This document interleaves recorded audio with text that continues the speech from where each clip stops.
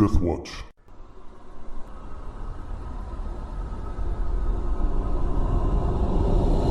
Welcome back to Cradle of the World, a Pathfinder First Edition campaign by Death Watch Productions. I'm Brandon, the Game Master, and we will return to our heroes now as they had just reached some place deep in the mountain, the Angry Mountain, where a signpost that they found said Nevalora, and it ended after they were camped for the night, and Casimir was woken by Omen, the cat, who led him into the wall, and he reached a room that had books on shelves and a large ornate chair facing the fireplace.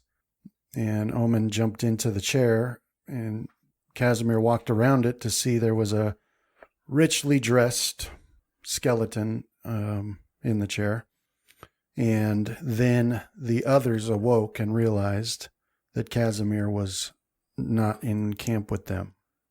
So that's where we'll pick it back up. But first, let's introduce our heroes, starting with Chris. Hi, I'm Chris. I'm playing Casimir, Hero of the Rock. That's it. I'm Travis. I'm playing Graham, Hero of the Sea, and I will carry on your mission, Casimir, to return this soul of a god to his corpse. Did you steal it from me? What the heck are you? It was glowing. Seemed like I was supposed to interact with it. That's it for me. Did your button flip over? It even made a tonal sound when I took it. And I'm Rohan, Hero of the Sky, and I'm suspicious that Graham fell asleep on watch again and a wildcat dragged Casimir away. That's a good way to be. Sorry, John, go for it. Yeah, you're good. I'm John playing Fenrith, Hero of the Flame, and it's probably all Graham's fault. No! I'm just here with all these stolen goods. What do you got? Got an adamantine dagger? Or is just a regular dagger? Dead god's soul? Yeah, if you're going to steal something, steal big. Mm-hmm. So we'll start with the three that are together, Graham, Fenrith, and Rohan. So you've realized now that Graham and Fenrith were on watch together, and when you went to wake Rohan and Casimir, you realized that he's nowhere to be found. So what do you do? Yeah, I'd started looking around for him, but I don't think we got to the point where I rolled anything. Yeah, I'll start looking for tracks, see if anything dragged him away from his bedroll, hoping there's enough dust in here or something to leave marks. So I'll continue to watch. Continues to play cards. I don't have the necessary skills to hope to ever find where you went. Okay, so roll on. Yeah. You want to do a roll? Stealth or survival. Dude. All right, so you start looking around, and, as it happens, there's not actually a lot of dust, because as looking up, you can see the sky up there, way up there, but you can see the sky. So there's this large, and there's a lot of mist, or cloud even, is what it seems like. But from time to time, because of the breeze, enough of it'll clear that you can get a good long line of sight up to the sky, and you see that this basically is a unnaturally smooth cylinder cut out of the mountain straight up. And because of that breeze, there's not a lot of dust. And so you're looking around, but you can't find any indication what happened. Okay. Or where he went. Yeah, I'll look at the others and shake my head and say no signs. What about cat tracks? No cat tracks either. Well, I know it was a cat again. How do you know it was a cat? I mean, I know, not Graham. But I guess that's a good point. I meant mountain cat, not not a domestic cat. Yeah. Well, he is becoming more wizardly. Yeah. Maybe he just went off on some errand. Because I'm telling you, my senses are pretty well attuned, and I didn't hear or see anything. Well, we still have several hours until morning, so how about you two get rest? I'll take watch by myself and see if he returns. If Rohan was to spot a mountain lion getting closer to Graham, would he wake him up or attempt to stop the mountain lion? This is an important question. I would probably try and tame the mountain lion. Rangers. Nah, it just shows that his list is too well curated. Yeah. All right. Well, I'll shrug and lay out my bedroll, and if I even have a bedroll. Now, if it was a displacer beast, that might be another question. I was just wondering if you were get payback on Graham for the time he completely allowed a mountain lion to pull you off into the distance. No, Well, I can't give him too much crap because I think I was on watch when it dragged off the goblin we had as our slave. But not when it dragged off you, No, but which is what would probably earn him the list. no. If I ever find that mountain lion, though. If Graham had ran away after the mountain lion did that, like to escape some sort of potential justice, would he have made it on a list then because he ran away? Oh, yeah. Okay. Probably you'll find that cat drinking on a beach, leaning up against a beach rock, just drunk, like all haggard looking, because his family died, couldn't feed him. That could have been you. You could have saved that cat's life.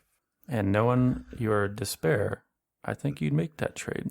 After some of the slaughter that we've done, I don't think that's in my conscience at all. But not against cats. Yeah, but Plus, I mean, I'm pretty sure the amount of slaughter we do, we kill their families too. true. True. We don't leave any suffering. Like in our those, way. those snake people, like we just wholesale slaughtered them to, like they were, yeah. Yeah, so I go to sleep in my bedroll. I don't believe I have a routine anymore. I probably was going through it after my wisdom bump, and I'm like, that's kind of a waste of time. Man. Are you like a man without a moral center It now? does or feel are a you- little bit like a loss. Are So you just wheeling in the darkness? I was like, man, sometimes I was doing that when I didn't need to. But yeah, while I'm on watch, I'll be circling around, still looking for any kind of tracks or scuffs or sign that in which direction Casimir may have gone. Okay. Casimir. Mm-hmm. So you've walked around. This chair is facing a fireplace, and you've walked around and you see Omen in the lap of this skeleton, purring contentedly, like cats do, where you might as well not exist as far as she's concerned. Mm-hmm. But there you have this skeleton. Yeah, I believe that I'd cast detect magic. If not, I can.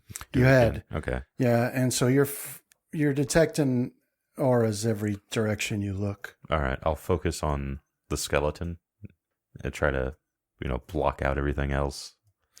Okay, so as you're looking at this skeleton, you immediately detect auras coming from the clothes that it's wearing. Like it's wearing some robes that you're detecting magic from. Underneath the robe, on a chain, is some sort of amulet that you're detecting magic from. The rings on its fingers, the staff that's leaning up next to him on the arm of the chair, the crown. Okay. Sorry, I didn't mention it as it's wearing like a circlet. All right. But the strongest aura is coming from its eyes, seemingly inside its head. All right. So the way that it's seated, you have to bend down a little bit to see in the eye sockets, but there are two gems. There's a gem in each eye socket. Am I getting any like necromancy auras? Yeah, but there is something strange about them that you can't quite put your finger on. Like it's definitely from that school. It just doesn't have the same gross feeling about it. I guess I'll just kind of ask, are you awake? And kind of like move my hand in front of its empty sockets. Okay. All right. So you do that, and there's no reaction. All right. I don't quite want to mess with potential undead too much. Was there a desk or a nightstand I forget what type of... Yeah, there's a desk, All and, that has like scrolls and writing implements on it, stuff like that. Yeah, I'll head over there, see if I can find something that explains what this is. Okay. So, over on the desk, there are just stacks of parchments. And as you're rifling through it, it becomes clear that this person wrote in like as ancient a dialect of the Elven script that as you've ever seen. And also just thumbing through like the stacks, this individual did not appear to have a very organized filing system, right? Because you've got every random different thing in the stack. There's no rhyme or reason to it. All right, let's pick... Which you're also getting some magical auras from some of the parchments over there as well. All right. I'll try to avoid anything that I might figure is a scroll. Let's see if we can find some like notes or messages or something like that. Hopefully something that's fairly mundane and doesn't want to explode. Okay. And do a translation on it. So linguistics. Yeah. Oh, it's missing. Where'd it go? There it is. Okay. So you're rifling through this stuff and, just scanning the contents to see anything that catches your attention. You do happen to find finally one of the stacks where the writing on each page seems to be related to the others in the stack. So, when you're looking at that and you can see on a nearby shelf, there's all of the implements that a person would use to bind a book. And so what you guess is you're looking at this, like this person would have eventually bound this into a book, maybe, because it's like in order.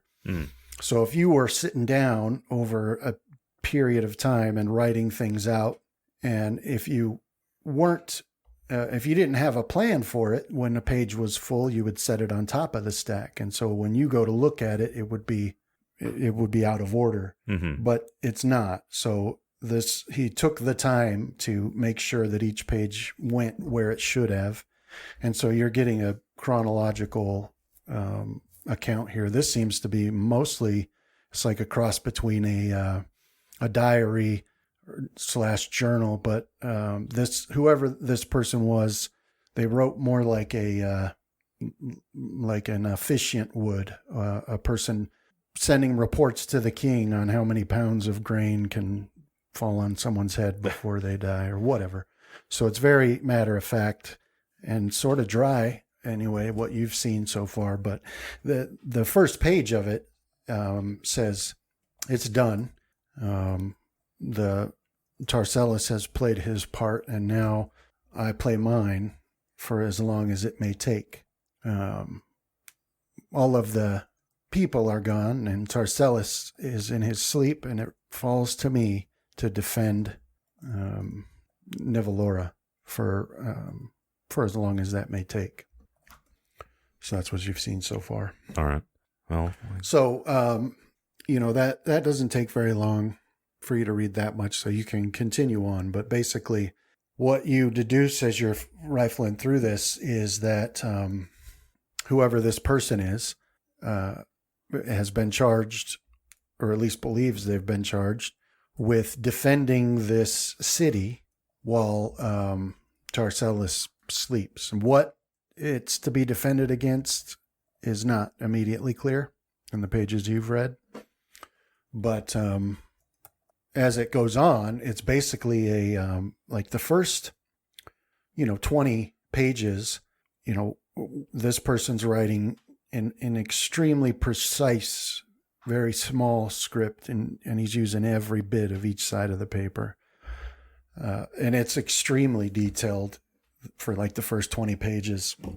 And it's like a report on, I patrolled here, I patrolled there, and I went here and looked at this, and I went there and looked at that. Basically this person is patrolling the city and warding against trespassers is what you can gather. As the stack goes on, though, more and more time seems to pass between one page and another. And, the last quarter of it, basically, there's no more updates until a thing happens that's worth writing about. There's no more of this day I did this. It's just basically reports of incursions by trespassers of one kind or another. So reading through that, that's where it really gets interesting all of a sudden. For whatever reason, this person's writing tone changes. The handwriting itself doesn't, but the tone of it becomes a little bit less official sounding and more, more like a journal than a financial report, if that makes sense.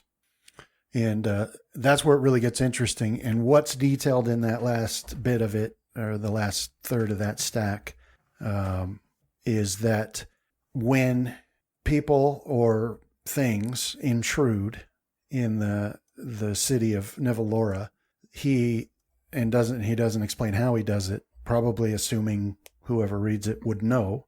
But he describes that when he destroys them, he then binds them to his service, where they and sets them to help him defend.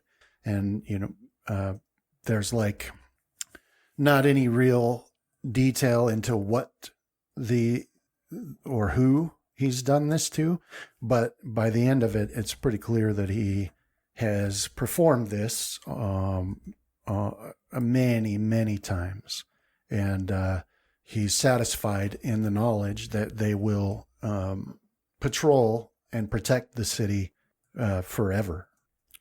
And then the last 3 pages, things really take a turn. The script is not the same. I mean, you can tell it's from the same hand, but it's much less careful, so sloppier. And it's basically and there's no indication of how much time it is detailed in these last few pages. It seems to you as you're reading it like a lot of time, but basically this person begins detailing what turns out to be his belief that not only is he losing sanity, but that he might not ever have had it, and it might not even exist. And that's what the last few pages are. There's like a moment of clarity section that's its own little, he even put lines on top and bottom to separate it from the rest, where he has some sort of moment of clarity. And he says that even for one such as I, there truly is no escape from time. I'll after reading that, I'll kind of look over my shoulder back at the chair cautiously, like, do I think I have an idea or Casimir has an idea what this might be? Yeah. Do you? I think I might. Yeah. Okay. Then so would Casimir. All right.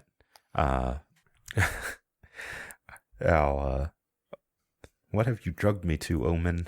This isn't good. This isn't a good place to be. Yeah. I'll actually have said that too. Oh, maybe. Okay. Omen actually meows at you when you say that. You can see now that she stood up and she's got, her front paws on the arm of the chair, and she's leaning out enough to be able to look at you over there. And she's got that spooky, intent look that cats do better than all other creatures. But that's it. She's just looking at you. All right. Unless you have some idea of what it is you dragged me here for, Omen, I think we should leave this place. Let me get the... All right. All right. So you say that, but Omen continues to stare at you intently, and meows at you again. All right. I guess I'll go over and go to pick her up. Is my pass wall still open? How long does pass wall last? I believe it was in hours. So pass wall is an hour per level. So yeah. All right. Yeah. So I'll go over to pick her up and start heading back towards my pass wall. That's funny because pass wall is an hour per level, and you can. Oh, it's 2 times per week, not day. Okay, because I was thinking you'd be able to just always have it. I mean, all right. So anyway, you're gonna go pick her up and go back through. Yeah. Okay. All right. So you go over to pick up Omen, and she doesn't put up any fight, but do a reflex save. Alrighty. There you go. Okay. All right. So yeah, you go to pick up Omen, and then in a blink, the skeleton grabs your forearm and do a fortitude. No, do a will save. Sorry. You're probably the best amongst us to survive one of those. No, an automatic failure. Nah. I spoke Thanks, too soon. Justin. Yep. You're welcome. Sorry. All right. So, made my list. so you go to pick up Omen, and that skeleton's hand just clasps over your forearm, and the head turns to look, and then the gems in the eye sockets, they flare bright and bright enough to hurt your eyes, and like in a split second, you start seeing like a it seems to be like thousands of years flashing before your eyes of this person's existence, flashing before your eyes. So some of it is familiar based on what you've just read, but there's a lot more to it. And then at around this time, it'll be about morning, Rohan. Okay. So you wanted to do another search? Well, yeah, just kind of spending my watch looking for any sign of his passing in any direction. All right, do another survival. Since we're doing it for so long, can I take a 20 on it? Yes, sir. That would put me to 42. I believe elves get bonuses to it in Pathfinder too. Well, I don't have any bonuses on it, but It's only when taking a 20. It's because we actually take more time. And then I guess there were 2 points that depend on whether or not we're technically underground in my favored terrain. Yeah, I mean I think that would qualify here. Yeah, it just gives me a +2, but all right, so any elves? I don't see anything about searching or survival for elves. Mm. See Maybe it's +2 on perception, but could have been one of the alternate ones. one of the variants. Yeah. So yeah, it'll be 42. Okay. Yeah, there it is. Alternate racial trait. +2 racial bonus when taking a 20 on skill checks. This elf replaces elven magic and keen senses. All right. So Rohan, it's doing all that search, looking around. You learn first of all that if you go to the edge of this shelf up against the wall, there is actually a path that goes down. It winds around, seemingly, as far as you can see anyway. It winds around the outside wall. Okay. It's very difficult to see, even knowing it's there, and you're not sure exactly what this effect is, whether it's magical or just the genius of the stonework with the light that comes in or whatever. But there is a path that go down. But also because of the time you took with it and how hard you were looking, you do find a portion of the wall that has some very faint scratches on it that seem out of place with the rest of it. Okay. Give him a taste. Like about it seems to you there'd be, with the space in between them and the length of them, probably an average, or probably like a cat Okay. scratch, but maybe a large rat, something like that. I'll toss on detect magic and see if there's any magic going on around here. Okay. More looking for Casimir's weird, stone melding ability than really anything else. Yeah, I'm just kind of poking at the wall like, Casimir, are you in there? Oh no, you got to taste the cat scratches to make sure you know what they are. Yeah, like how you test, you taste blood. So that way you know it's blood. Yeah. Yeah. That's why cops like taste the cocaine and heroin. Man, there was one episode of Cops where that chick was just like scrubbing it all over her teeth. She wasn't testing it at all. All right, so let's see. Detect magic and the aura for pass wall. Transmutation. And pass wall's level. 5. So that would have been a moderate.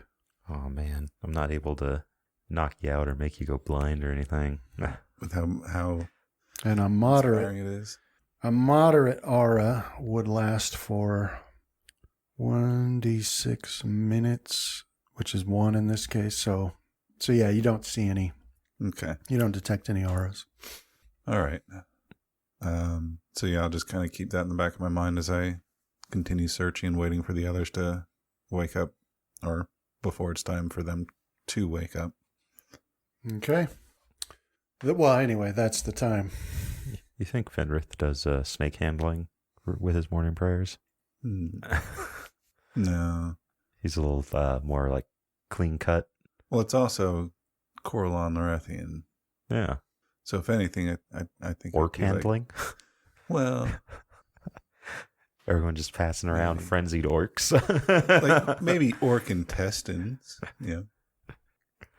If that's how he does his divination, is he has to gut an orc and then check its bowels. You know, old school Bible style.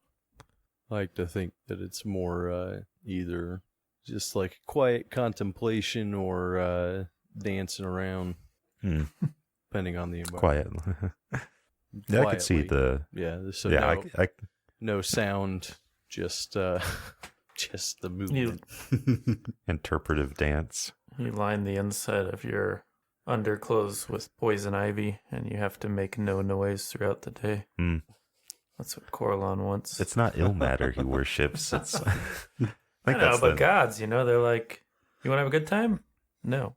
Do something uncomfortable instead. See that boulder? Go push it up a hill. Right. That's their thing. They even make other gods do that. I always have the best response to people when they're like, I don't get why God's such a butt. And I'm like, dude, you ever play Sims? Now you get it. Yeah. You would have children die of... Never mind. If they were Sims. Dude. In all fairness, I tried to keep my children alive when I played Sims. I drowned them in the pool It was just a if I never-ending. I don't think the kids would die, though. Why did you? Who was it that you sounded sort of like? I drowned him in a pool. It's one of Samuel L. Jackson's, isn't it? I forget. He's like testifying or something. Oh, right. Yeah, he has that kind of start out normal to a raised voice at the end. Oh man. Yeah, I just remember Travis making Tom Petty sim and then having like a secret art room like down a long corridor towards the edge of the property, and he would just go back there.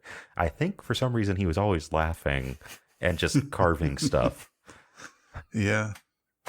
Travis wasn't laughing, the sim was, even though it would be probably just as creepy. The gods are just bored, dude. They got a complex physics engine, and it's a good sandbox for them to play in. Yeah. And you can only do follow the rules for so long. Time to start bending it, see where it breaks. That's what's Well, cool is there about any way games we with can physics. jump to the game where it's not like a preteen douchebag. Nah, I still do that. What? What are you talking? Nobody ages out of that. But I do. There are some people who don't like that. So maybe if they become gods, they won't do that. Like I remember playing Halo, the multiplayer back in the day, which primarily you're supposed to kill each other. Yeah. But we got caught in a loop of, I think it was like shooting the rocket at the warthog when it was coming at you, and it would really rocket it up in the air. Yeah. And most of us who were playing at the time were having a good time. But I remember glancing over at Brandon, who was still like focused on the game, and he'd kill us if we got where he was. Real quick, he didn't seem like he was enjoying that. Wait, what was this? Sorry, I don't know. We had been playing a lot of Halo, so we some of us were messing around because we were like, the thing isn't really fun right now. So we were just shooting a rocket like at a charging warthog or something like that, and it would hit it, and it would launch the warthog really high. And we were like busting up laughing. And I just glanced over at you. And I didn't have time for fun, did I? I was focused. No. Well, I knew that. Yeah. I knew that. You were like, Some man of focus. you guys done playing around? Yeah. We got a mission here. Yeah, we can't be playing Mission games is in the this here kill. game. Yeah. Dude, if we'd focused, we might have realized that like plasma stuns the crap out of you, and we would have got bent over a barrel when we went to that damn contest. No, instead we knew that if you shot a rocket at the right time, it really sent the warthog flying up. Yeah. But they didn't seem to care about that. Oh man. Yeah. All right. So anyway, you wake up your companions. So you guys are waking up from your sleep now, ready to, and time to get ready to get up and get at it. But Casimir's still not there. So I'll show the others what I found as far as like the scratches in the stone, which is odd. What do you think they're from? I honestly have no idea. It's because he hasn't given him a taste. They appear to be from an ordinary house cat, but how an ordinary house cat managed to scratch stone, I don't know.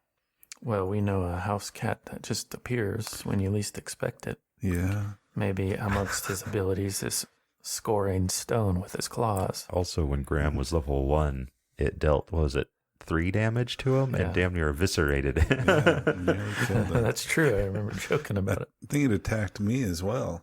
I think you were the only one that didn't get attacked by it. Oh, yeah. And look what it did. It betrayed me to a skeleton. Yep. So what are we going to do, though?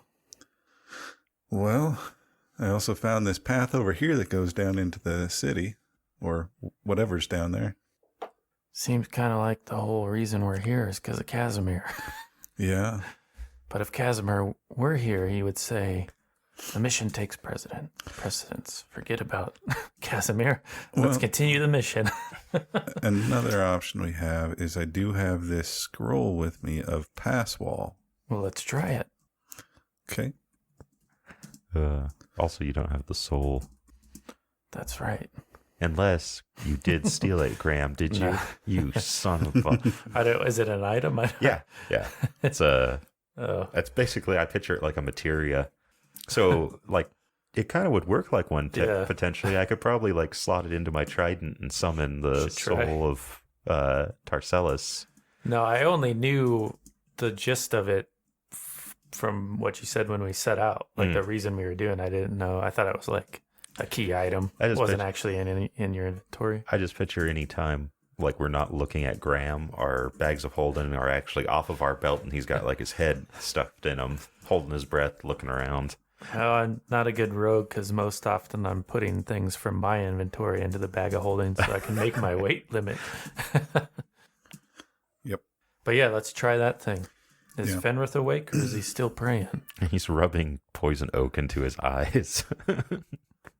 I'll need a little bit of time to pray so I can get spells today. Oh, it itches, Graham, but if you don't scratch it, it won't get any worse. His eyes are all watering. Praise be to Coralon Lorathan. Okay. Cats being cats. I hate those things. Casimir. So basically, you had the Cliff's Notes version when you read, but now you're getting the full and complete version, including the knowledge that what is happening here was something that this person did. He set up specifically just for you, but not you, but for somebody who approached to pass on the knowledge that he knew was fading from his mind as sanity slipped away. So this person was named Lathleril, Lathle or Laeril. Laurinellus was his last name. He was a elf of high station back in the day, a man of great importance, mostly due to his understanding of magic. He was a wizard. Anyways, so you're flashing through basically all the things that he concocted a spell that would impart this knowledge to whoever came and got within arm's reach. Because when everything was happening and the world was being split in order to save it for a time, Tarcellus, his part to play in this was he also had to leave. It was the concept was that the presence of the gods themselves would grant enough power to the enemy to allow them to do what they wanted to do. So all of the gods had to leave, and by that we mean enter into a endless sleep until such a time as they could be woken by heroes, if such a time would ever come, which everybody had faith would. So this man, he was charged with the protection of the city, to keep it from being despoiled and sacked and ransacked, to keep thieves out, and also, most importantly, to protect the resting place of Tarcellus. And so, one second here. So anyways, he was an archlich. And basically, an archlich was, the elves had a different name for him. Baelnorn was the elven name for it. So that's what he was. And this was a lich quite similar to others, except for that, they weren't evil, and their abilities weren't based in evil, and they didn't come upon it through evil. And so there were times in the ancient stories that the Seldarine would grant someone this power. And that there was Elion Parnellus was that elf that he grew tired of. These are other visions you've had, but he thought he should have that, and they wouldn't give it to him. And so he started going about finding his own way to turn into a lich. But this one here in the room with you was the real deal, given this power by the Seldarine, and charged with the defense of Nevalora and Tarcellus's body. So through this flash, you're getting, a whole thousands of years of life story all in a blink of an eye. So, a lot of it passes by without you understanding what you're saying, but you get the general idea. You see battles without count. You see, him wielding powerful magics in defense of his people and stuff. Towards the end, though, what you're getting sort of slows down a bit, and this is where, much to his surprise, he learns that while, being a Baelnorn, does make him immune to death and disease and all of those things that are that mortals suffer, insanity is not one that he's protected from. And in these flashes, you're getting his knowledge that oftentimes, even with the evil liches, that's what eventually takes them out, because over time they start to lose their grip on reality, and then they'll turn into something even worse. Like what was the name of the?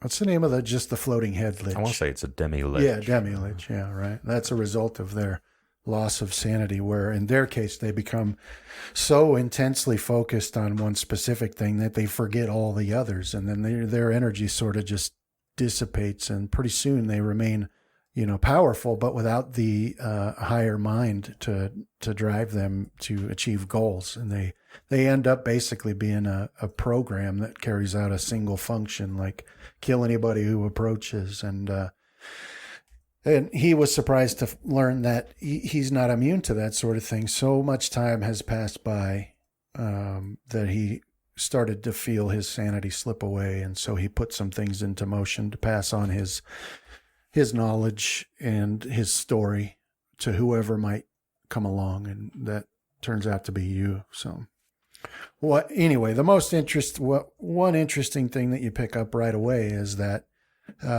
he was extremely powerful. So the people and things that came to trespass, he generally had no problem dispatching them. But the problem is that it's a big city, and eventually it got to be where they, trespassers could come from so many different directions that doing it by himself, even though, he obviously doesn't have a need for sleep or anything, doing it by himself just wasn't feasible. So he began to turn the things that he had destroyed, into undead, bent to his will, with the command being to defend the city from trespassers.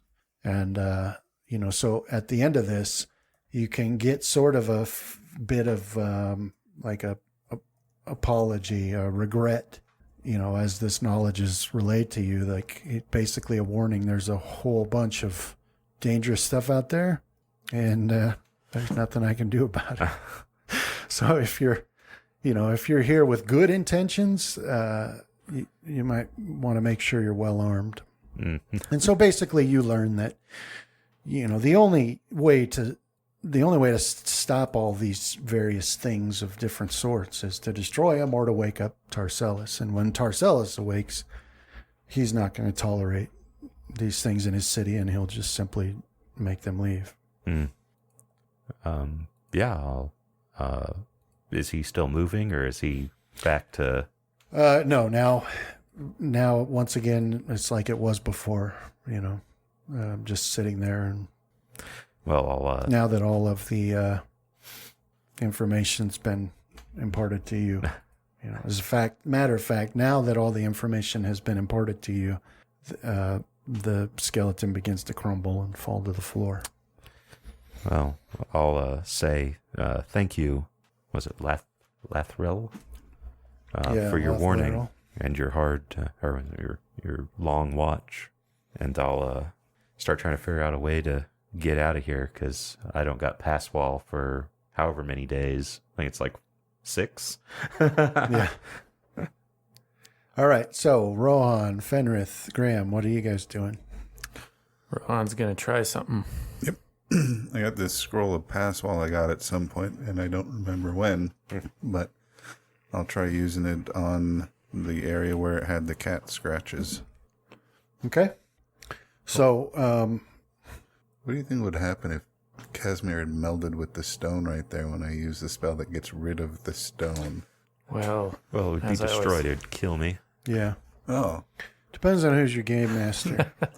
Hey, hold on a sec. You're talking to me here. I think I'd also be junted, but I'd be junted out dead. The way magic works for me is I just try it. Yeah. And that's how I find out. Let's do that and hope nothing bad happens. So, now wait, before anybody does anything, your pass wall is gone, you said? Well, because it should last for like 14 hours. Yeah, it should. So I don't know if I still see it, but I know they haven't for some reason. So you do okay. Still see it, because pass wall actually makes an opening. Yeah. Yeah. Yeah, is it like 5 feet by 8 or something? Yeah, 5 by 8. You still see that. Okay. Yeah. So, man, I don't know if I should loot him. He is dead. What would Graham do? Yeah, well, I mean, in this case, and I mean, you can do whatever you choose to do, but that, based on all that knowledge imparted to you, if he fully expected that whoever came would take his belongings, and he hoped that it would be somebody with good intentions, but... All right. So if he's given permission, I'm good with it then. I will do that. I'll begin putting them into the bag of holding, and I will also take his book and try to bind it as best as I can so the pages don't scatter. Okay. And put that into the bag of holding as well, with the intent of binding it at some other point. Okay. Adding it to our library. All right. Yeah, I'll put it in your inventory. Thank you. And then I'll go to walk out. Do you have knowledge? I have some knowledge. Any knowledges? I have knowledge dungeoneering, knowledge geography, and knowledge nature. I see. And next level, I need to get some arcane knowledge. Very nice. Yeah, I need to get planes and history. All right, that's in your inventory now. All right, thank you. All right, so as soon as you go through that, and you're going through the opening, right? As soon as you like step into it, out of the room and into the tunnel that you created, you can see Rohan and these guys standing outside. They don't see, like, you know, based on where they're looking, they don't see you, but you can see them just fine. All right. But you're getting nervous because Rohan appears to have a scroll in his hand and he's asking Graham for advice. Yeah, I'll And pointing at the wall where you are now. Yeah, I'll no. His hands pop out. Well, I don't know what I did, but it worked. Steel grips your wrist. Actually, that might be an apt description for Casimir's strength. Yeah. Yeah, so Casimir steps out of the wall right in front of you, provoking an attack of opportunity from all three of you, which you have to take. Get Master Just said. That's okay. I only have fists that I can attack with an attack of opportunity, so All right, so I get to trip Rohan. yeah. Graham, for some reason, these days always has a knife in his hands. So Graham, I Yes. also have this wand of hold person that is heightened in my possession for some reason. You want me to use it? Would you like that? Yeah, I Or- could use it. Okay. Can't remember. Can I dual wield wands or is that a special feat? I'll say it's a feat if you want to use them both at the same time, Son of a gun. like in the same round. Right. I might Alright. actually look into that. Since we switched There to you go. Pathfinder, I had more feats than I planned. Wand of hold person is in the party sheet for group inventory. Wait, I thought I had those bracers. Oh, we found a duplicate method. No, I had bracers over a tree. That's right. We were going to give the bracers to the rock. Yeah. How many charges are on that one? I have never used it, so I don't know. Have you identified it? Yeah. I should have told you, right? When did we get it? Oh, Prior to switching to Pathfinder? I don't know. I honestly have no recollection of when I picked up a wand, but It's got 50 charges. Okay. for all I know, Brandon could have put it in my inventory as a joke. Oh, this will get him. Hot diggity day. He'll try and use it, and it'll backfire and immobilize him. It's actually the charges from Graham's wand of healing made manifest. Yeah. Heal someone, but bind them in place for a certain length of time. That sounds like a gnomish trick. You're like a chicken soup for the soul kind of hero prankster, Brandon. You just trick people by giving them stuff they need. Yeah. Huh. Real highway to heaven type. Right. I always thought that'd be pretty funny. Like if I was ever filthy rich, like I'd play that kind of prank. But I like make a video where it's like in shadows and I'm explaining how evil this thing is I've done. Be like, this family was going to lose their house. And now because of me, they won't like, They won't know what it's like They to won't- live on this street. They'll be stuck in that house forever. Making memories. Oh, God, why are they still happy? You just don't get it. Like, why do they it was keep like doing it's that episode of South Park where Butters is Professor Chaos. And I like that one. Yeah. it? Yeah, and he's trying to bring the world to its knees through chaos. Like he goes to a restaurant and the orders up, and he switches one bowl of soup for another bowl of soup. It's like, I like this kid. He's Isn't it the same one where he tries to flood the world? by turning his hose on. Yeah, And then the water company shows up and just turns it off. And then he wanted to destroy the ozone layer, so he got a box of hairspray and goes spraying it. Yeah. Good one. Yeah. All right. So anyway, Casimir walks out of the wall, and you guys are all together again. What do you do? Well, I take a step back in surprise. Ask him where he went. Yeah, Casimir, where you been? You've been gone for quite a while. Is Omen following me, or? Yeah, she does. Well. She's at your heels. Omen woke me up towards the end of Graham's watch and showed me this wall. I knew those scratches looked familiar. Anyway, I encountered a lich inside the room, sealed off from the outside world. What's a lich? Roll your arcana. I don't have it. Then I cannot explain it to you. And I apologize for your idiocy. Roll your arcana. What? I don't know what you're talking about. A powerful caster of the arcane type that has bound their soul to another object and keeps them perpetually living. You cannot kill one unless the fetter has been destroyed as well. Okay. What did he want? Apparently to show me that ahead lies many dangerous enemies that were once bound under his control, but to also show me that this was his mission, was to protect the city, and he has done a very good job if the vision holds true. Also, magical items, and I'll... Yeah, well, did you want to search through that room to find them all? Oh, man. Because you did see a lot of different auras in there. Is my pass wall now visible to them, or... No, you guys just, it seems to you like it just appears out of the wall.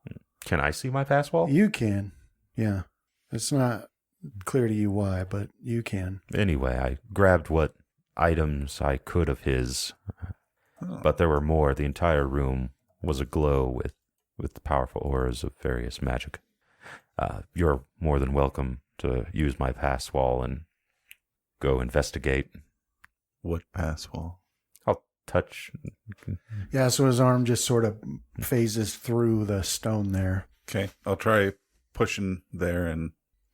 Yeah, so then you too, you put your arm through and it's, you still can't see, so it looks to you like your, arm is cut off at the foot, at the elbow, but... Before we set off, I'll begin to identify these if you wish to raid his, what would it be? Study? His study. Yeah. Well, I suppose we should try and see if there's anything there that might assist us in passing through the city. Do not, if it is possible, disturb the remains that were left on the chair, if any of them still remain. Graham, you stay here. Oh, what did he show you, though? What all did he show you? I know you said there's enemies ahead. 1,000 lifetimes, Finrith. Which seems to be a running thing with my characters.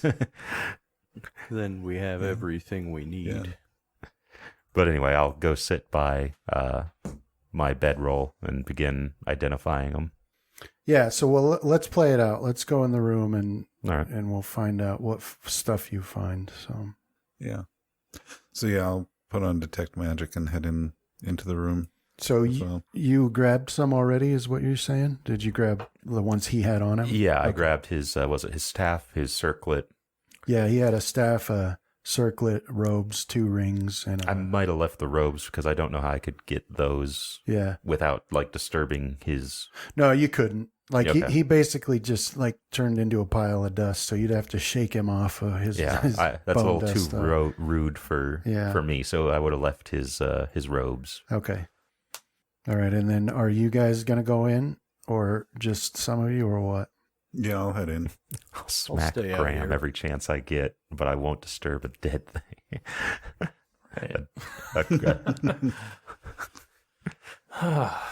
Man, good old days. He was like, never mind. Okay. All right. So Casimir, we'll start with you. So you had, let's see, we'll start with the staff. We'll start with the staff. I All think. right. Let me find it here. I need to get, his name's Xenos in Final Fantasy XIV, but he has a rotating barrel of swords that he's taken off of people. I need that for my staves. All right. So that is... Just randomly pick one. Yeah. That could be fun. Every time we go up against an enemy, you just randomly roll and say, which one is going to be your death? And it will be... Staff of prismatic spray. Dang. It's going to take a while. It's that weird one. It's like Staff of Wondrous... No, I'm thinking of the wand. That you roll like a 1d100 and weird things happen. Yeah, like the gems where it deals 100 damage 1 point at a time. Yeah. Dang it. Staff of Swarming Insects. That does not sound like a fun way to die. If it's like the spell, it's not. Has 1 summon swarm and 3 insect plagues. Party sheet. Gotta get this Eldritch Conduit. All right, so Casimir, that staff, as it turns out, is Staff of the Scout. And I'll put this into your inventory here. All right. No, I won't. It's not in here. Okay. All right, so I'll make it as an item later. All right. For some reason it's not in, but I'll put it in your inventory here. And that is 5 pounds. And that staff, it's obviously a wooden staff. And it allows no direction for 1 charge, pass without trace for 1 charge, and summon Nature's Ally 1 for 2 charges. All right. And then a circlet, you said? That's right. We'll do the circlet. All right. Okay. Okay. That one is... Yeah, that one is the... Let me make sure it's in the game before I... No. Yeah, that one is the circlet of rapid casting. And I'll put that in your inventory. That every day it has 3 charges, and so you spend a charge, allows you to cast a single spell as part of the same swift action you use to activate the circlet. And as long as it's a cast spell, the casting time of no longer than 1 standard action. Awesome. I'll put that into your inventory. Thank you. Then let me make sure that that's identified. It is. Okay. And there were rings too, right? Yeah. There's 1 and 2. Fingers crossed on those. I've been missing a ring forever. Is it on his hand? Uh-huh. You want it back? No. No, it's proven it's worth countless times being out there. Okay, so the first one is a Ring of Arcane Might. Okay. Sounds promising. So I'll put that in your inventory there. It's +1 bonus to Arcane Caster level for the purpose of spell penetration checks, caster level checks, and all level-based variables of any arcane spells you cast. And then the other ring... Yeah, I got to make sure that one's in. All right, so that should be in there. Yeah, okay. How is that not in there? No. All right, yeah, there it is. So that one's a Ring of Wizardry 3. All right. I'll put that in your inventory there. Okay. And then you would have grabbed... So you got the staff, the 2 rings, and the circlet. What else did you grab? That's all I grabbed, unless you had like an amulet. Yeah, there was an amulet. All right. Would have got that. There you go. All right. Let me roll my piece. All right. So that one is the... Let me make sure. That ring of wizardry is pretty all right. What's it do? Doubles the wearer's arcane 3rd level spell slots. Nice. Each it goes up to 4. Each one doubles its number. So level 1 doubles all level 1. Yeah. So I know that's Fireball. What else is? Some good ones from 3. I want to say invisibility's on there too, right? Haste, invisibility, flame arrow are the ones that I have prepared right now. So it's not a bad... No, 3rd level's right when they start getting good. Mm-hmm.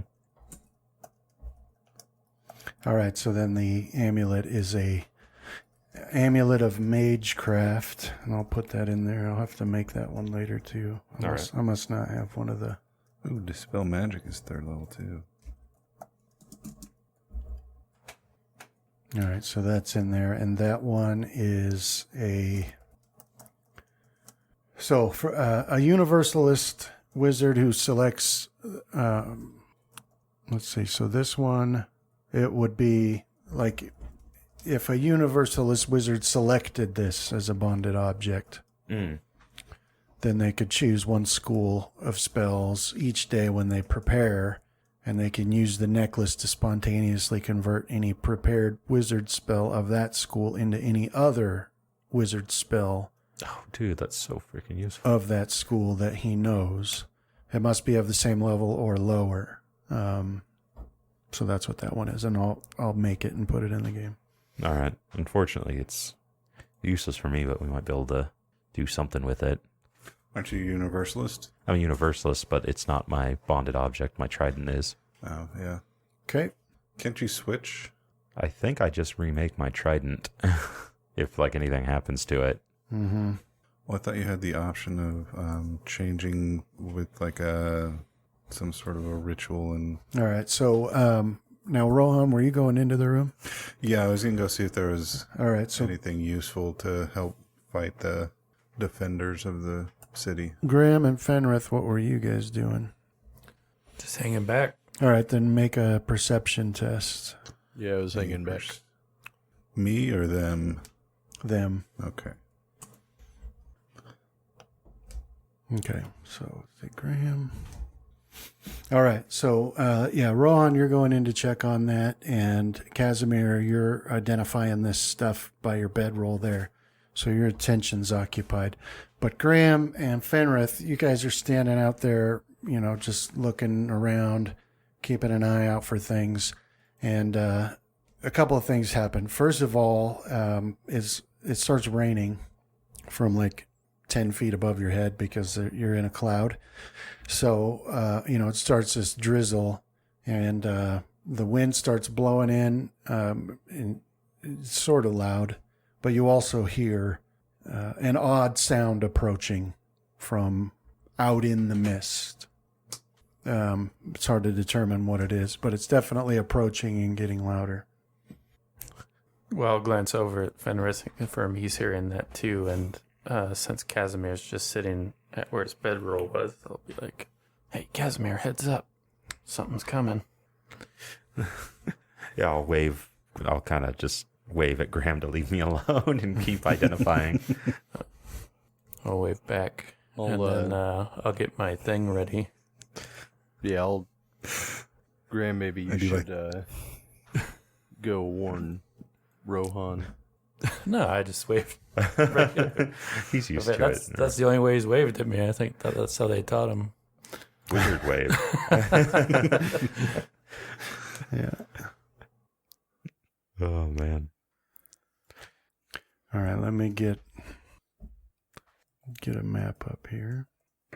All right, and then, all right, so, Casimir waves you off, and you guys are looking out and, over the expanse out there into the mist. Mm-hmm. But when you finally see what's making that sound, it's some creature flying out of the mist about 20 feet up and 30 feet out, and so I'll give you a description of it here one day.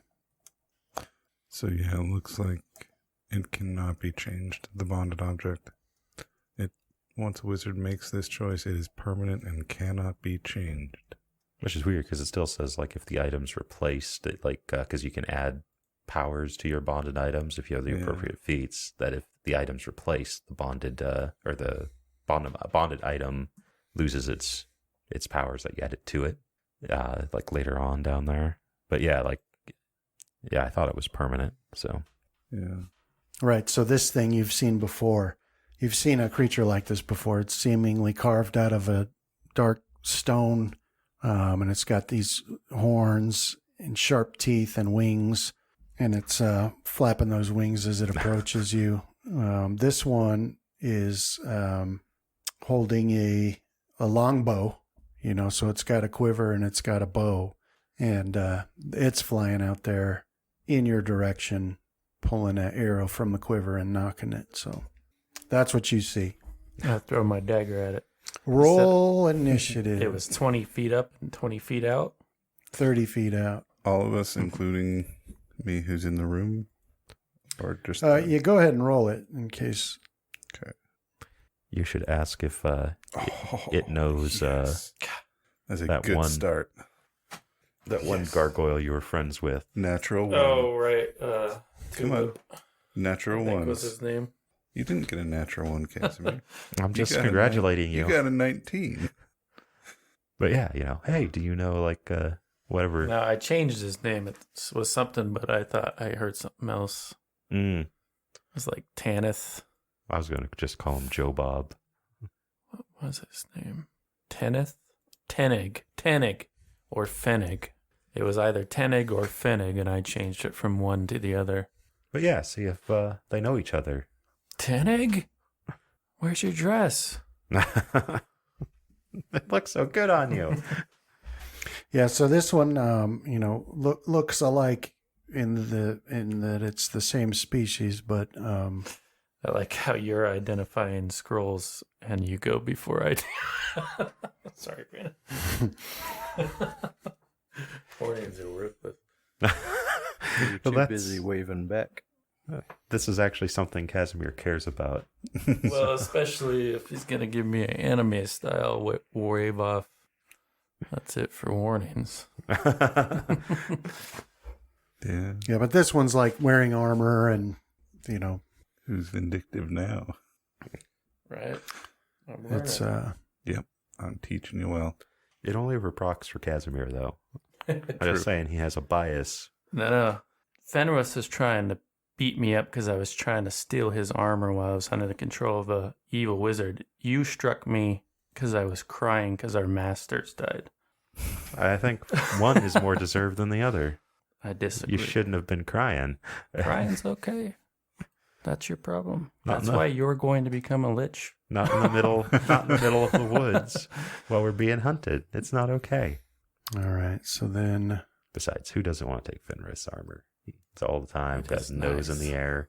You take him down a couple pegs by turning him into a lich. We're all liches.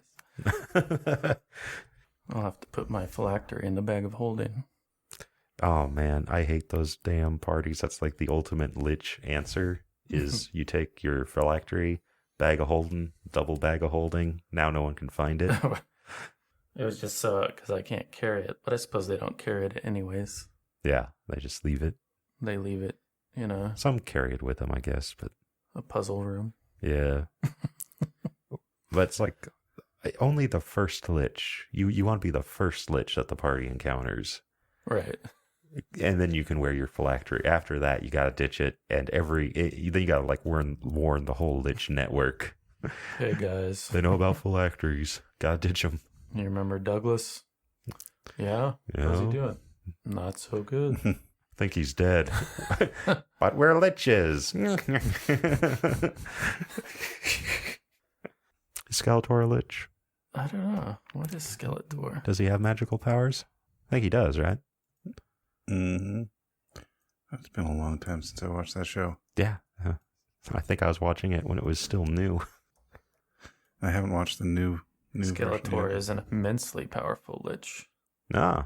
Says Game Master's stash. What do they know? Probably a lot more than I do. But they're saying he's got capabilities equivalent to a clay golem. Well, he is kind of meaty. Maybe it's clay. He carries his Havoc staff at all times, allowing him to channel blasts of force as a 10th level warlock at will.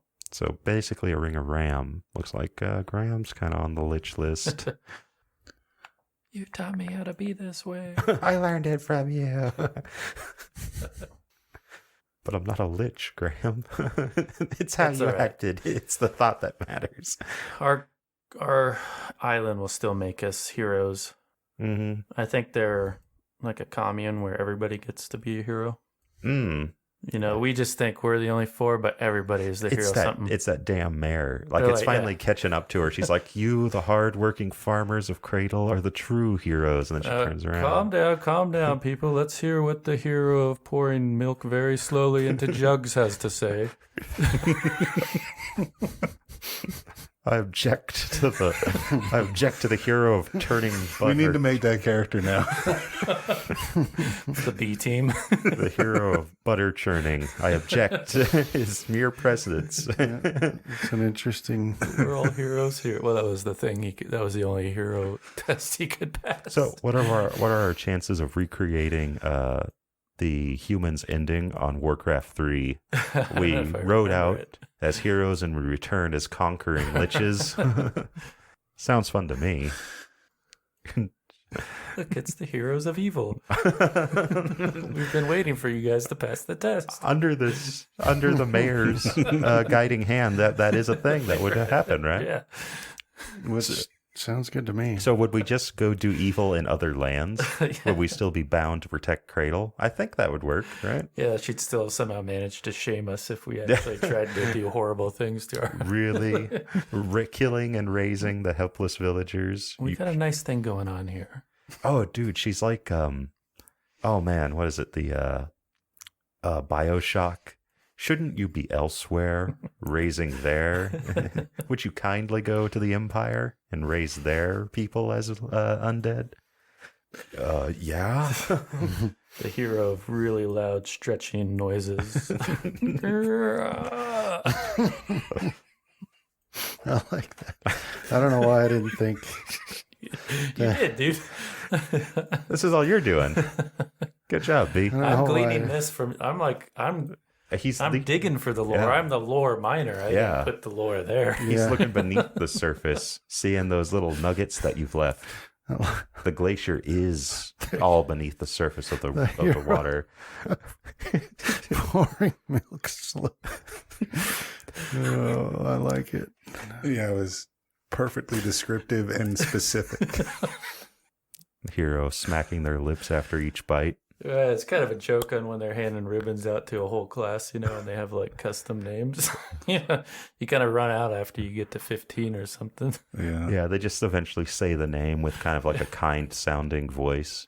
Here you go, Graham. The hero of getting kicked in the head by a donkey. Wait a minute. But what is I'm the hero of the sea. So he's the hero of stealing friends' stuff. Yeah. The hero of what's a bad death calls? That's Fenrith. What was the term for that time of death? Bad time of death judgment. The hero of denying he's a hero. I didn't say we were heroes. Who said that? That's literally your title, Casimir. Hero of reluctance. I'm no hero. I'm too cool to be a hero. I'm going to sit over here and cross my arms. Not show up at this dinner they're throwing. Heroes, they're not even real. Yeah. It says right on your armor.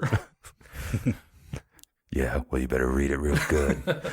Live, laugh, love. Oh, no. Callback humor. Hero tree moss. Hero of the light tower, I guess he would be. The broken light tower, to make it sound real cool. Rohan, hero of the broken tower. If you throw a couple more in there, the 7 broken towers, make it the spires, we got Shadowrun suddenly. Yeah, you got to make it the shining broken tower. Mm-hmm. Because, make the lighthouse sound as grand as possible. Make it of the broken beacon, but we might have a little too many B's suddenly. Yeah.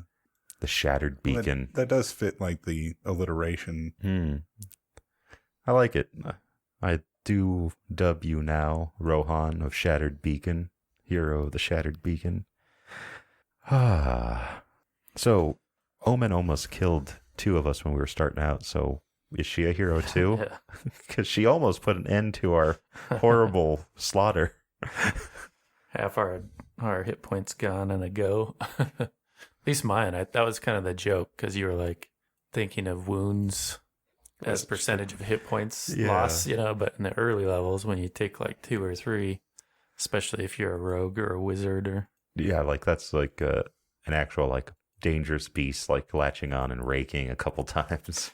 Yeah, because I was a rogue with negative Constitution modifier starting out then, so I think I had 5 hit points. I think this sentence sums up Skeletor's abilities. Skeletor possesses an array of mystic powers that vary depending on the whims of the particular writer using him at the time. Mm-hmm. Kind of the same with He-Man, though. Yeah. Because he has the power. By the power. Yeah, which I think I'm going to start saying. By the power. Pouring milk into jugs very slowly. I have the power. So what? Okay, so you got your milk jug pourer, or your slow milk pourer. Yeah. When he powers up, what does he change into? A cream separator. No, not like his actual skill, but like Prince Eric becomes He-Man, right? He goes from weak little like twink to full-on He-Man, who I guess is probably also some sort of twink, if you take what the writers were supposedly all talking about in the back rooms when they were making that show. What does the milk pourer become? Maybe he just turns into one of those like birds that slowly tips over. Oh, you mean like this Yeah, one? that just slowly tips over, then goes back up, and then slowly tips over. And so as he does that, the milk pours slowly, and then he goes back up. does And he I've make- been fascinated with those things ever since Darkman, Yeah. and I've never had one or seen one in real life. what about the ones that pick up the toothpicks? Right. All right, can you guys see that map? Mm-hmm. I It's see dark for me. myself. It's dark though. Yeah, give me a second. I'll fix it. Oh, man. I see a monster. How much of that you think we're going to have to cut out? I didn't hear anything bad. No, just for time. Oh no, I wasn't gonna cut any of it. I think it's pretty solid. This is how lore gets expanded. Mm-hmm. As if you have a downtime moment, you just start thinking. The wizards at the coast, listen to us. We are a gold mine of ideas.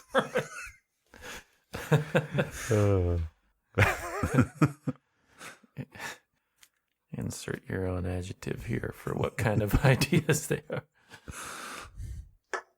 I didn't say they were all good ideas. I just said we are a gold mine of ideas. If all you want is ideas, Wow, good as gold. Sometimes it's fool's gold, though. Iron pyrite. Looks just like the real thing. Now I'm seeing stuff. Hmm. I see a thing. I like to think that I'm so absorbed in my identifying. Oh, now I see stuff. It is absorbing.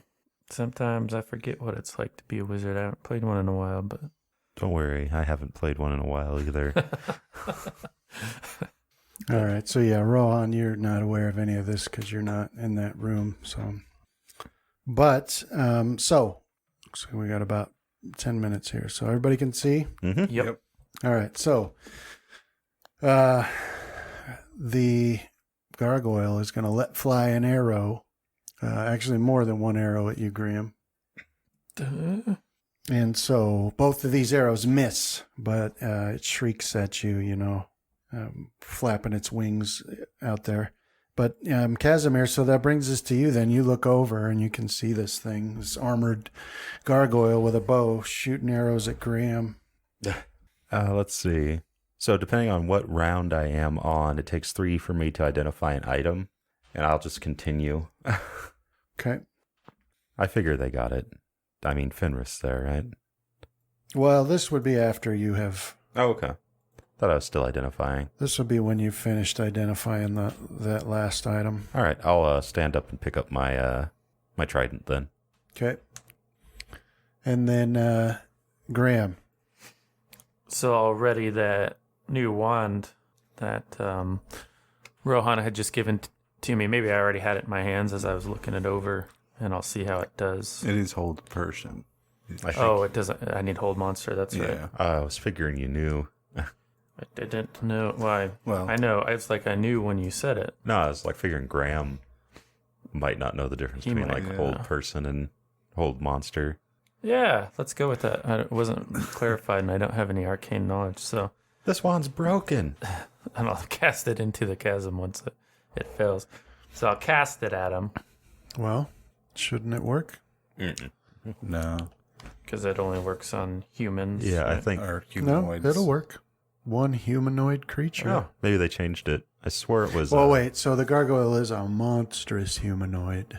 If it says But humanoid, it says humanoid. I don't know. Like that's one of those. Like it used to be Person. like hold person, hold monster, hold creature. Hold creature would work on everything. That wasn't like immune, I believe, and then hold monster was for monsters. It looks like you failed to save.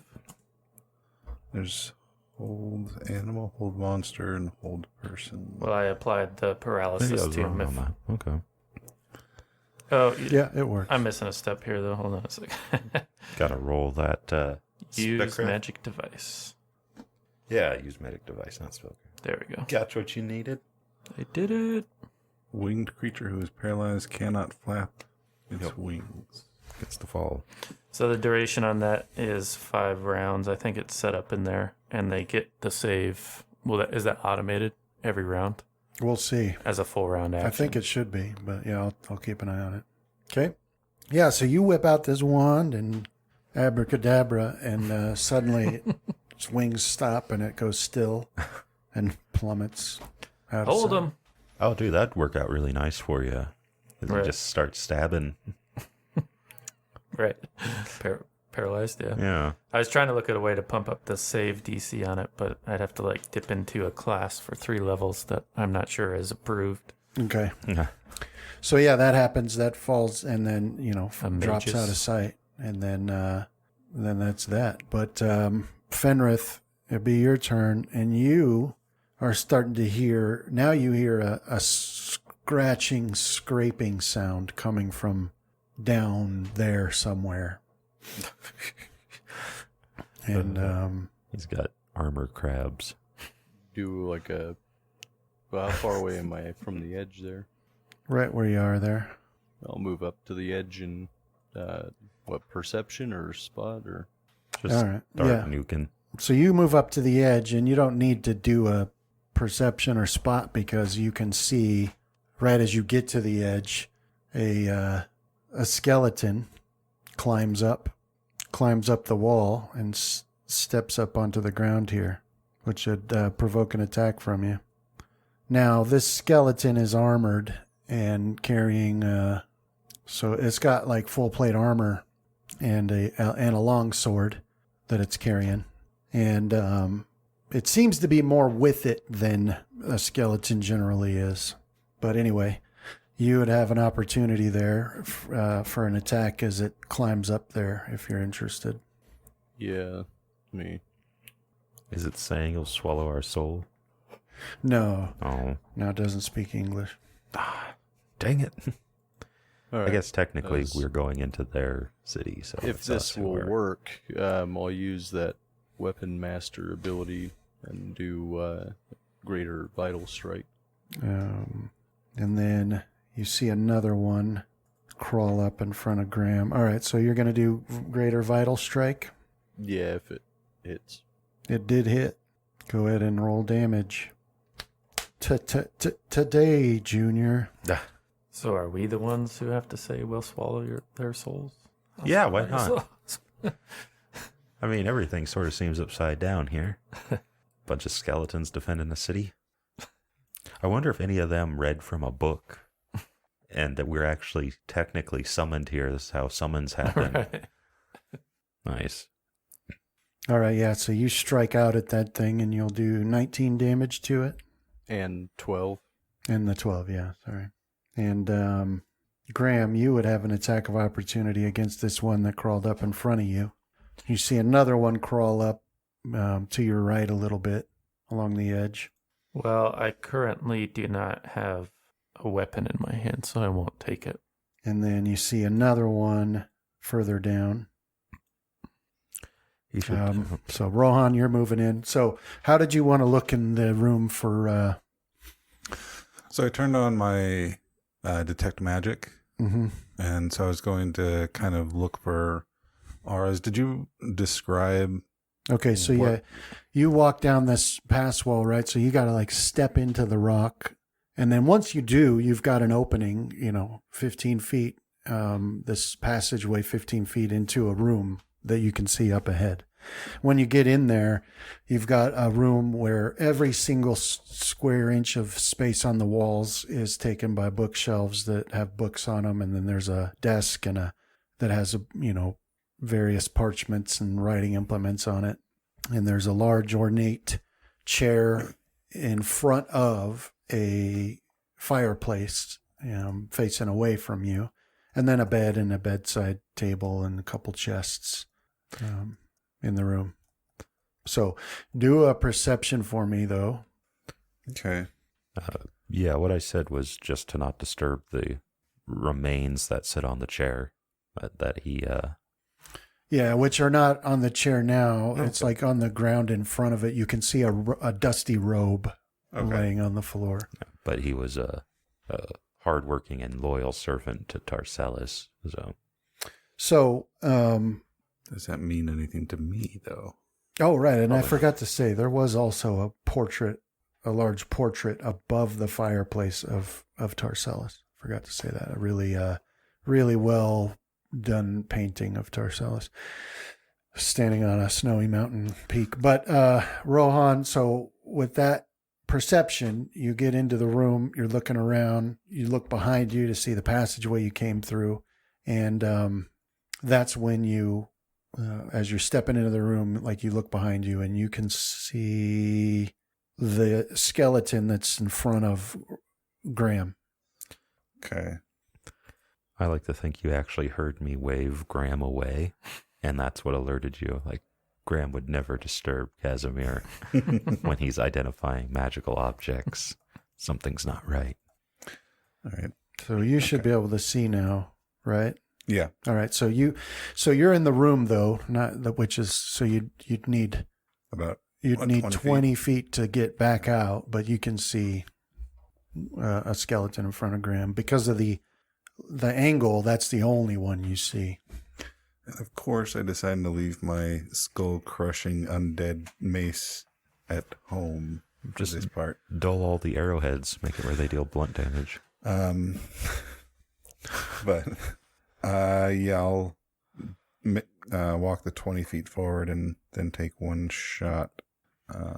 It looks like skeletons 3 and 4 are coming up on Graham from the side. Yeah, so as you step out, then you can see the other ones. All right. So I'll try and hit one of the ones that's coming up on him rather than the one that he's actively fighting. Let's see. Yeah, I'm targeting Dread Skeleton 3. I'll do one single shot at full. So this is 2 arrows using the multi-shot. All right, looks like a hit. Okay. Not too bad. All right, yeah, 15 and 14 damage. So these arrows puncture the armor there. And they're skeletons, and so, arrows generally aren't the most effective, but you can definitely tell that you did some damage to it. Yeah. All right. So, yeah, that'll be my turn. Okay. I'll glance longingly back at the trove of magical items. And then, Yeah. Wait for me. Cue the Whitney Houston. Yeah. Although mine's a little bit more pragmatic. It'd be, I'm thinking more along the lines of, it's a Pretty Woman. Yeah, those are just streetwalkers that I'm eyeing. Meant to be used and thrown aside. That's what magic items are to Rohan. Best in slot. Everything else is trash. You guess you could say that to... They're there for a purpose, and then once their purpose is done, you go home. That's the lord of the broken the shattered beacon there. He just shatters everything and leaves it by the roadside. all right, and then you see... Uh-oh. Give me 1 second, and then we'll wrap it up here. Yeah, so after your shot, Rohan, there we are. You see a flying, rotted corpse. Here on the map, I'll make it visible for you. Down here on the lower part of the map. And you guys had faced whites before, and that's what this looks like, but much different than the whites you've seen before. This one is flying, So this one is, let me get it on the, let's see, this one is 10 feet up in the air, floating above the ground. And, this one's also armored. But, the armor, the gear that it's wearing, it has this wispy effect to it almost that makes it seem like it's like shadow or darkness instead of like a metal. But that's just the effect that you can see as it's floating in the air there. But it's floating over there about 10 feet off the floor. So you see that. And this one, it's looking at, Casimir would be the closest one. So Casimir, this one is this white that's floating in the air there is looking at you, and you can see that it's got its hand raised towards you and casting a spell. We got lucky with the last one. I'm waiting for the insanity or confusion to hit me. This is what happens to my characters all the time. Except Travis, I guess. His characters get Yeah, so it's raised its insanity charmed. Raised its rotted, blackened palm towards you, and it'll cast a raise spell. Dead white, dread white. Which is a hit. All right. And that's Scorching Ray. You recognize. So a ray of fire slams into you and does 24 damage. And so that's what that does. And it's got this, its mouth is open and you can see just the jagged remnants of a tongue, but it's making this sound as it floats there. And that's its turn. And that is where we're going to have to stop for the day. We'll pick this fight up again next time. Because we had to be done by 5, right? Yeah. Okay. So that's where we'll stop this time, and we'll pick the fight up next time here. Hell yeah. And, thanks, man. Yeah. Thanks, Brandon. I'm kind of looking forward to seeing Fenrith unleash it.